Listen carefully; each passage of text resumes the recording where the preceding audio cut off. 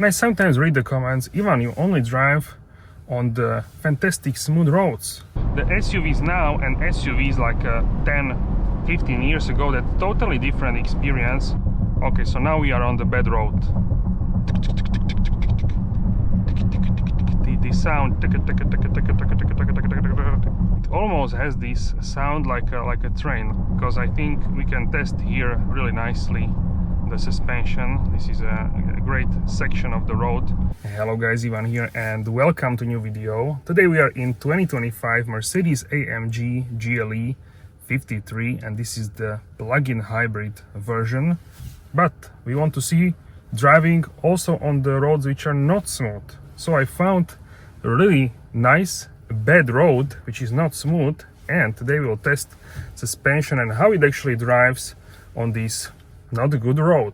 So let's go. Let me know what you think about this, if you have a bad roads, and what sort of bad roads do you actually have in your country.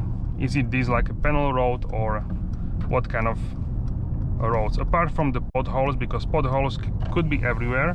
I'm talking mainly about the road surface. Alright guys, so let's go and check out here in the reflection. So we will now test the suspension. Now we are in the small village or small city, more like a village, and here is the road good. So we will start with the good road and then we will proceed to the road which is not good. Why it is not good? Because I have already driven here with my car A35 and it was really noticeable that it is not a good car. Not the car is good, not the good road. So this is old road which mainly consists with these, we can say, panels. It's like a panel road. Maybe you have this in your country as well.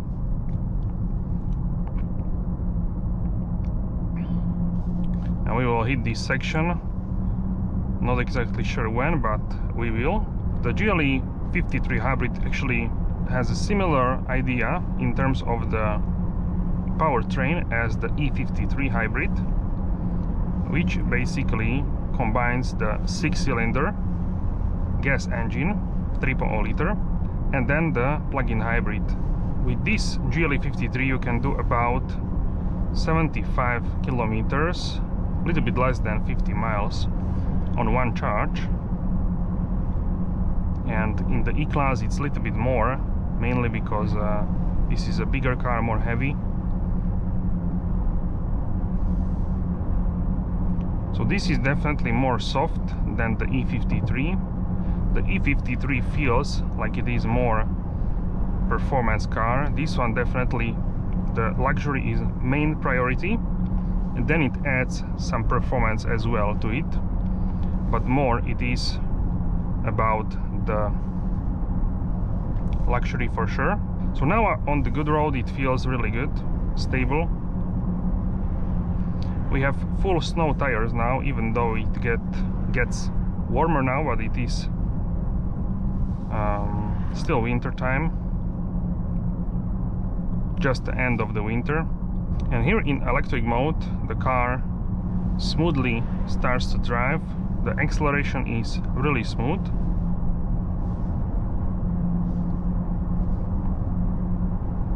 And the GLE is also very quiet. The steering is not super light, it is more substantial than in the GLE, which is not an AMG. Let's test the brakes. Brakes are feeling good. So the hybrid unit is located at the back of the GLE 53 hybrid.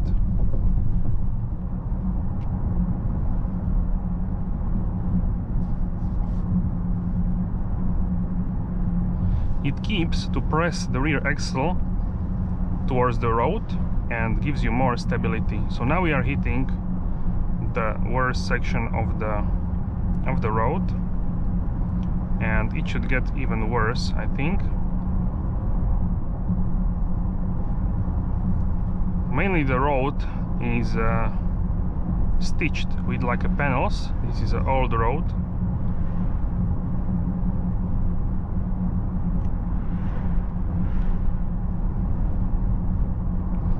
The suspension can filtrate this really nicely.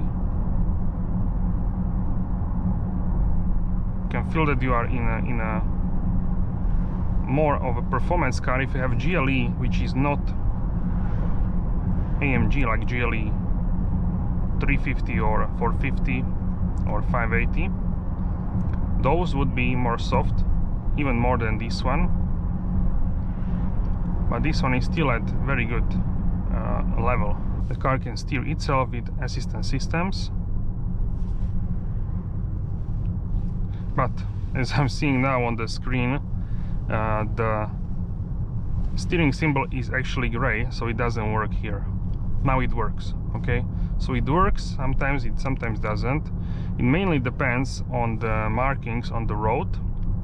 The all new cars have also like special feature that the car can essentially calculate the lanes even without the marking on the road. I would think that it mainly calculates based on the distance from the edge of the road. Okay, so finally we have let's say bad road. So now we can feel it almost has this sound like a train, like, and in my car, A-Class A35 AMG, much more noticeable than here. Here it is much better, but if you would go with the non-AMG GLE or S-Class, this would be even better. So you still feel like you are in a performance car. Now definitely we can hear this. I hope you can hear this. Mainly I think we can hear how the wheels are bouncing, but the car itself, the suspension, it doesn't allow as much hitting the cabin. Okay, so now we are on the bad road. The sound. Okay, so finally, and this is one of the worst sections. So we don't have really holes here, but on this road, but it is stitched with like a panels. It's like an old road, maybe 30-40 years ago, because now they don't do roads like this anymore.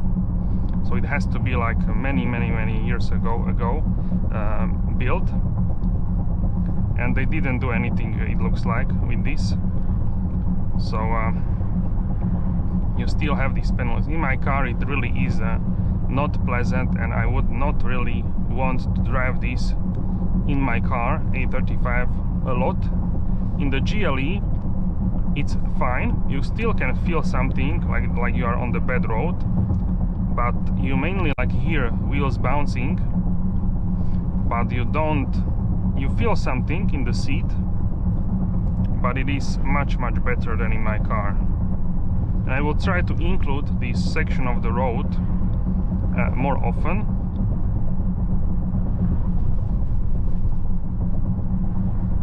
Because I think we can test here really nicely the suspension. This is a great section of the road for the testing.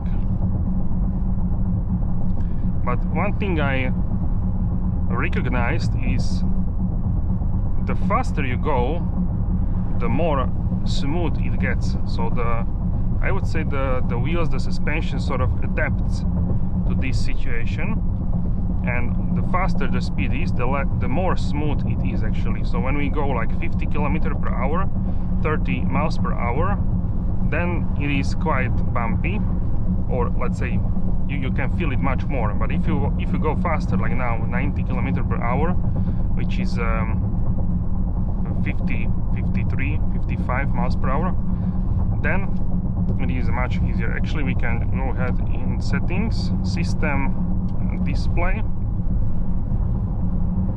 we can have additional speedometer in miles. We have full screen Apple CarPlay. Now we have village once again. Let's brake. Okay.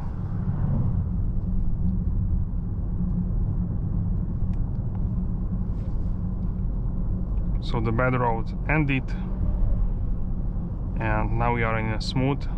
Now it's so quiet, it feels like a super luxury, but on that road it was taka taka taka taka taka taka taka.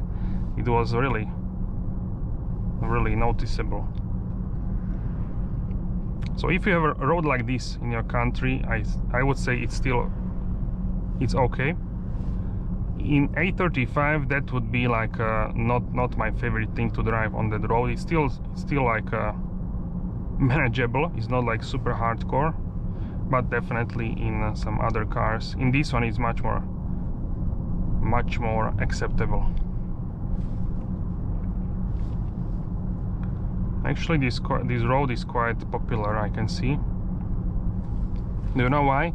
Because it's for free, and if you go with the parallel road, that one is paid. So many people don't want to pay it for the highways, so they will choose this road, which is for free.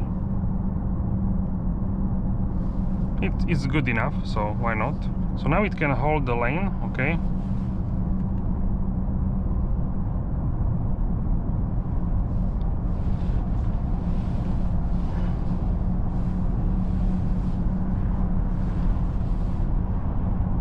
But we don't really have the markings as good. Maybe the camera can see it better, because now we have sun glare. So it really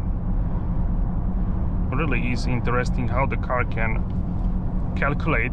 When I want to have some fun and drive more sporty, then of course I don't need the assistance systems. Only when it is commuting and driving from A to B, let's say, then it is nice to have these systems. So now we will go on a highway, and yeah, that was the section with the bad road. Let me know what you think about this, if you have a bad roads, and what sort of bad roads do you actually have in your country. Is it this like a panel road, or what kind of roads, apart from the potholes, because potholes could be everywhere. I'm talking mainly about the road surface.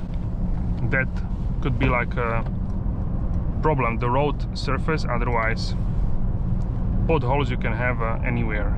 The SUVs now and SUVs like 10-15 years ago, the SUVs now and SUVs like 10-15 years ago, that totally different experience.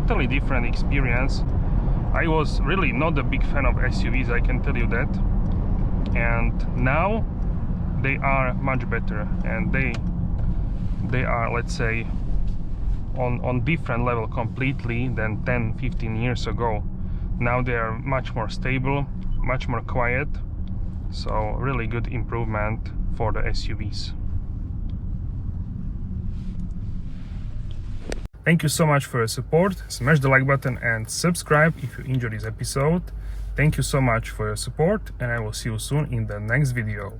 Have a wonderful day.